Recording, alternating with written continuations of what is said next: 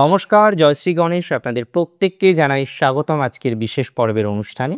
আজকে মূলত আমরা যে রাশিটিকে নিয়ে কথা বলবো সেটি নিশ্চিতভাবেই বৃশ্চিক। বৃশ্চিকের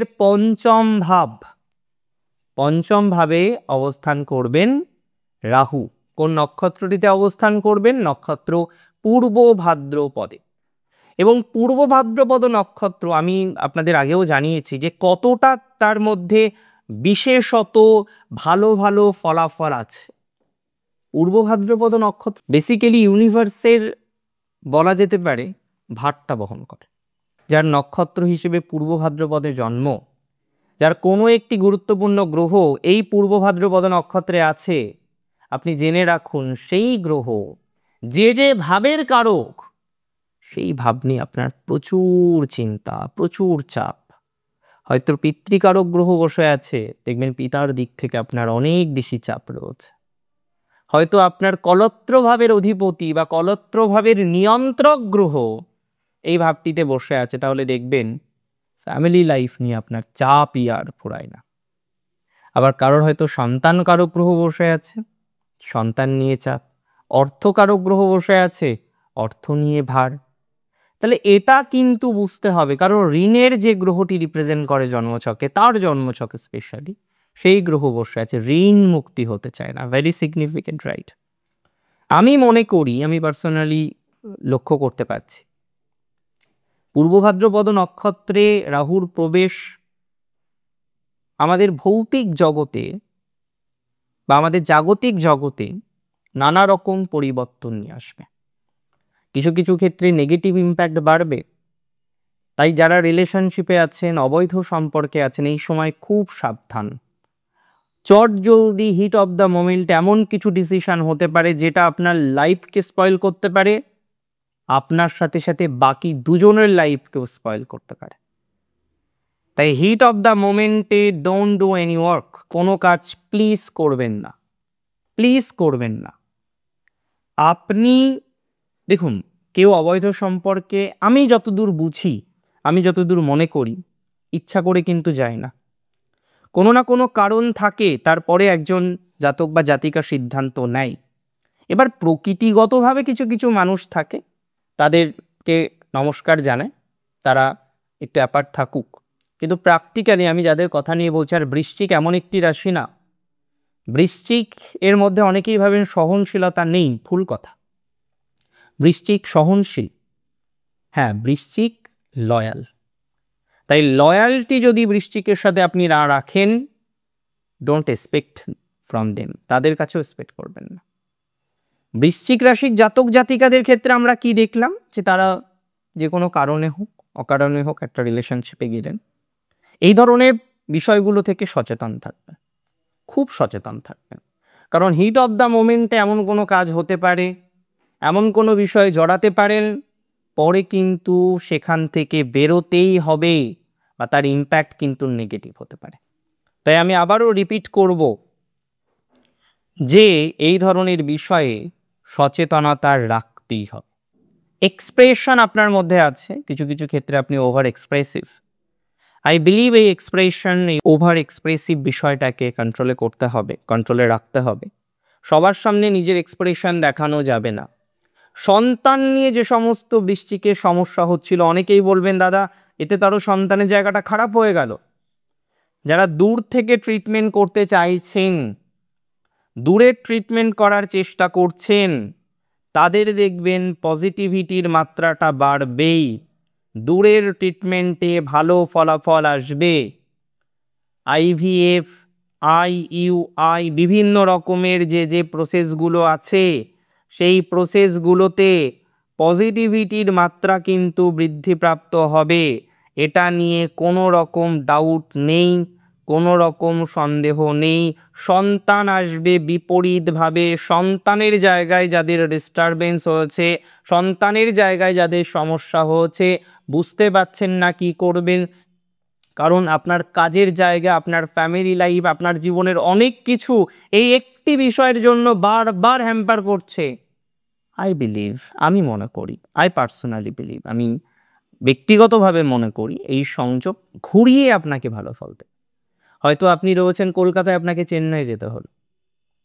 আপনি হয়তো স্বাভাবিকভাবে চেয়েছিলেন, সেখানে হয়তো আইভিএফ করতে হলো। বাট পরিস্থিতি আপনার অনুকূলে যাবে, আপনি পিতা বা মাতা হতে পারবেন, এটা নিয়ে কোনো ডাউট আমি রাখছি না। ডাউট রাখাটা হয়তো বোকামির পরিচয় দেওয়া হবে। বিল্ডিং ম্যাটেরিয়াল নিয়ে যারা কাজ করেন, আমি একটু বলি কয়েকটি বিষয়। ল্যান্ড প্রপার্টি, জমি জমা, বিল্ডিং ম্যাটেরিয়াল, যে কোনো ধরনের কোলিয়ারির সাথে যারা যুক্ত, যে কোনো ধরনের এডুকেশনাল ম্যাটারে যারা যুক্ত, রাশি কিন্তু বৃশ্চিক হতে হবে।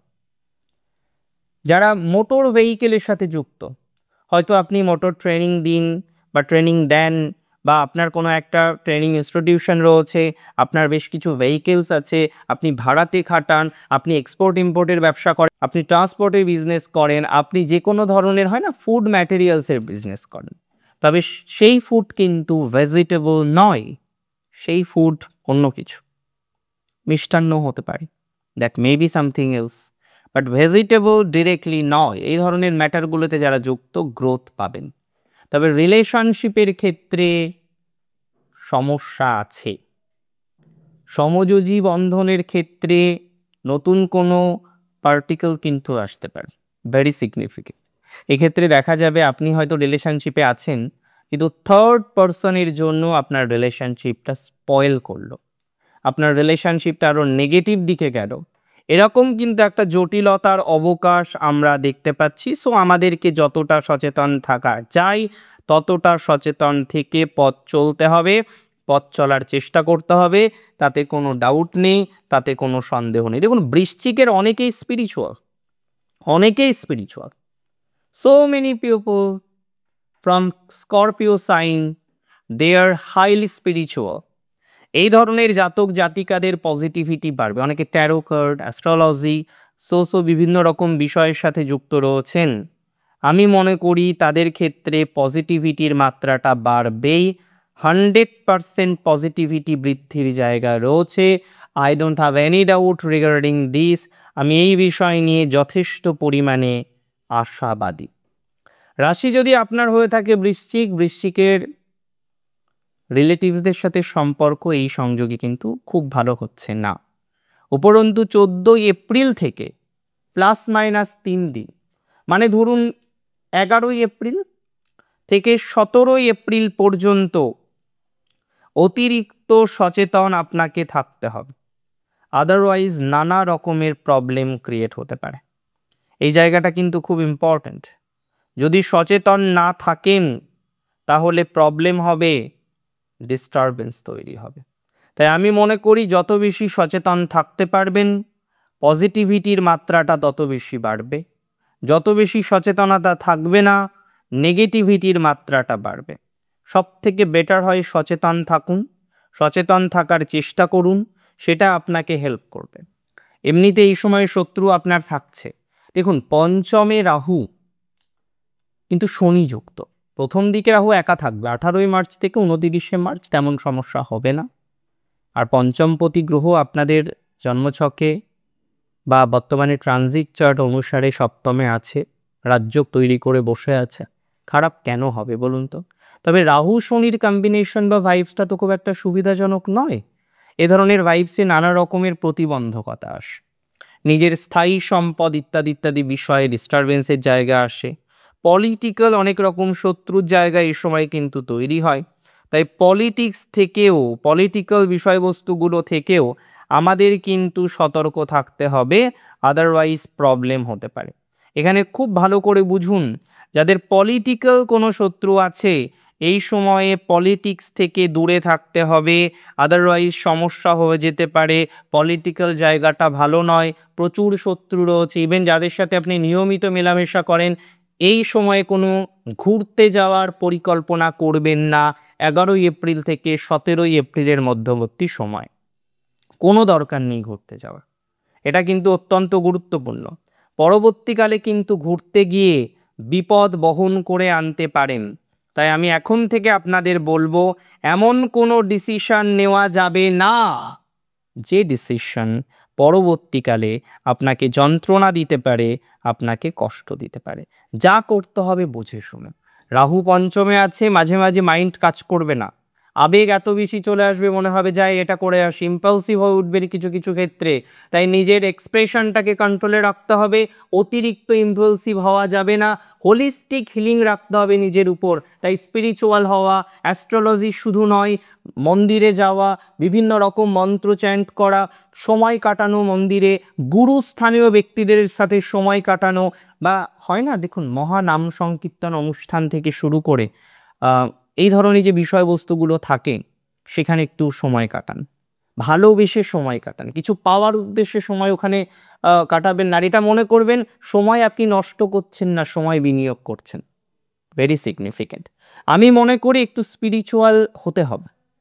হ্যাঁ, এটা ঠিক, ঢায়া থেকে বেরিয়ে আসছেন, তার একটা পজিটিভ ইম্প্যাক্ট তো জীবনচক্রে আসবে, দ্যাটস ভেরি ট্রু।